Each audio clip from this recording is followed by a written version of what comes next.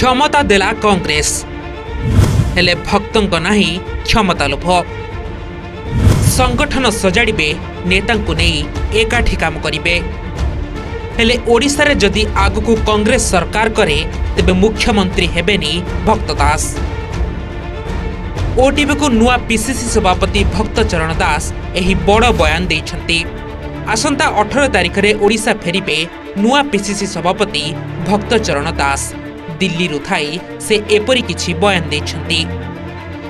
पादरे चली भुवनेश्वर रु पूरी जाय जाय जगन्नाथक दर्शन करिवे गोटाए निज निज पाए आत्मसमीक्षा एवं संकल्प करबा पाए आ मु अनुरोध करिवे समस्त नेता जो माने जाई पारिबे से माने दर्शन करबा पाए जिबे भलो हबो।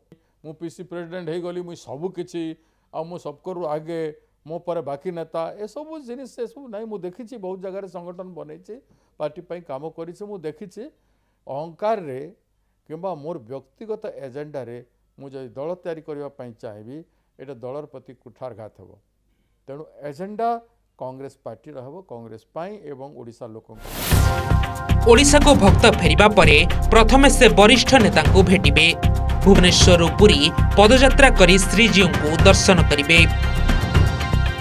भक्त कहिसंती जे माने कांग्रेस को फेरिबे ग्रहण करिवो बिना शर्त रे सेमानकु ग्रहण कराजिबो।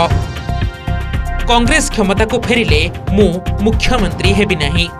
संगठन पाई सर्वदा काम करिबी जिए भलो काम करिबो सीए गुरुत्व पाइबो।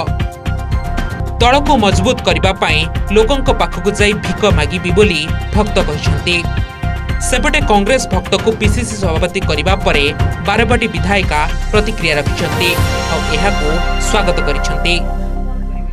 दल रे मुख्य नथिले तो समस्ते स्वागत जणाउछु आ पूरा आशा करिवु विश्वास करिवु कि गोटे नुआ नूतन हिसाब रे हमर दल को गठन करा जिवो आ पूरा सेमती उत्साह संगे समस्ते कार्यक्रम निश्चय करिवे। नुआ सभापति गठन होउचंती से टीम गठन करिवे निश्चय हमर जा लक्ष्य रहिछि कि आमे कांग्रेस टा पई लड़ाई करिकि पुणी जो लोकंकर आशा विश्वास रे छिड़ा है कि कांग्रेस टा को 29 पई तैयारी करबा।